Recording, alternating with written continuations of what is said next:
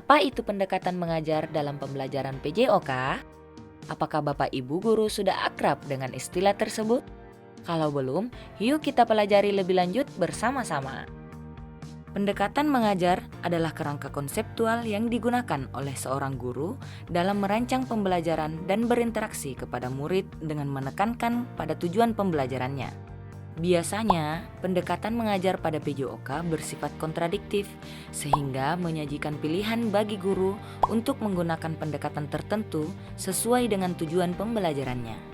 Berikut jenis-jenis pendekatan yang bisa dipilih dalam mata pelajaran PJOK, yaitu pendekatan langsung versus pendekatan tidak langsung, pendekatan teknis versus pendekatan taktis, dan pendekatan konsep versus pendekatan keterampilan.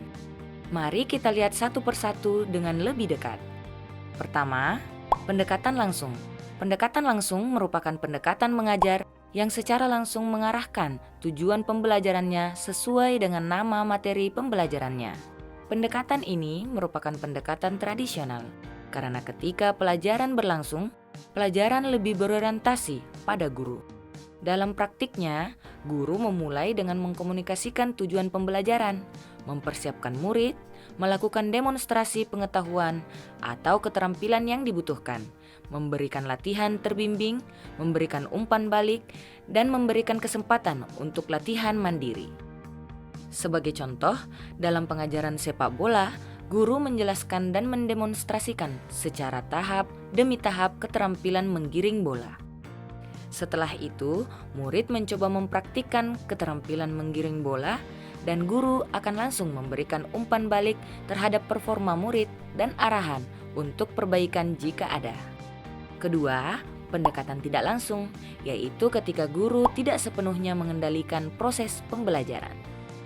Sebaliknya, mereka memberi ruang bagi murid untuk bekerja bersama, menjadikan murid sebagai fokus utama proses belajar, yang kita sebut dengan pendekatan berpusat pada murid. Tujuan pembelajaran yang ditetapkan sifatnya lebih holistik, yaitu mencakup perkembangan kognitif, afektif, di samping psikomotorik. Dalam pendekatan tidak langsung, murid dilibatkan secara aktif dalam mengamati, menyelidiki, menarik kesimpulan, dan mencari solusi alternatif. Sementara itu, peran guru adalah sebagai fasilitator dan motivator, di mana guru menciptakan lingkungan belajar yang kondusif, memberikan kesempatan bagi murid untuk aktif, serta memberikan umpan balik yang konstruktif. Sebagai contoh, dalam belajar teknik menggiring bola, pada permainan sepak bola, murid bekerja dalam kelompok untuk mendiskusikan dan menemukan konsep serta teknik menggiring yang efektif. Setelah itu, mereka menyampaikan hasil diskusi kepada guru, yang selanjutnya akan memberikan umpan balik atas apa yang telah mereka pelajari. Dengan demikian, anak dapat mengasah keterampilan kerjasama, memecahkan masalah, serta belajar mengambil keputusan dan berbagi peran. Yang ketiga, pendekatan teknis, yaitu pendekatan latihan atau pendekatan yang dilakukan secara berulang-ulang. Misalnya, dalam mengajar gerakan dasar sepak bola, di mana gerakan dibagi menjadi bagian-bagian yang lebih kecil. Murid akan mempelajari setiap bagian dari gerakan dasar sepak bola, mulai dari sikap permulaan, eksekusi gerakan, hingga gerakan lanjutan secara berulang-ulang. Pendekatan ini memungkinkan murid untuk benar-benar memahami dan menguasai setiap langkah gerakan.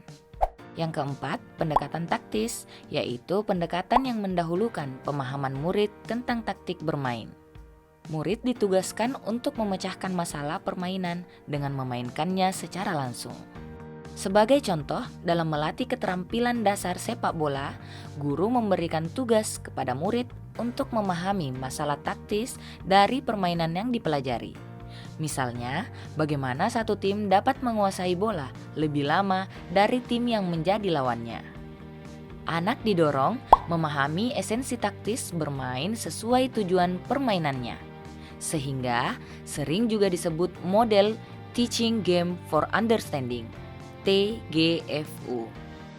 Yang kelima, pendekatan konsep, yaitu pendekatan yang mengarahkan murid untuk menguasai konsep gerak yang mendasari suatu gerakan atau keterampilan seperti titik berat tubuh, hukum keseimbangan, atau hukum gerak dari Newton yang mendasari mekanika geraknya. Sebagai contoh, guru menjelaskan bahwa dalam melakukan gerakan tertentu, selalu terdapat prinsip mekanika yang mempengaruhi gerakan seperti adanya tahanan, momentum, serta impuls. Murid diajak guru menguji atau membuktikan tahanan, momentum atau impuls tersebut dengan membandingkan beberapa gerakan yang mengikuti prinsip tersebut dan yang tidak. Yang keenam, pendekatan keterampilan, yaitu pendekatan pengajaran yang menekankan pembelajarannya pada penguasaan keterampilan geraknya daripada penguasaan konsepnya.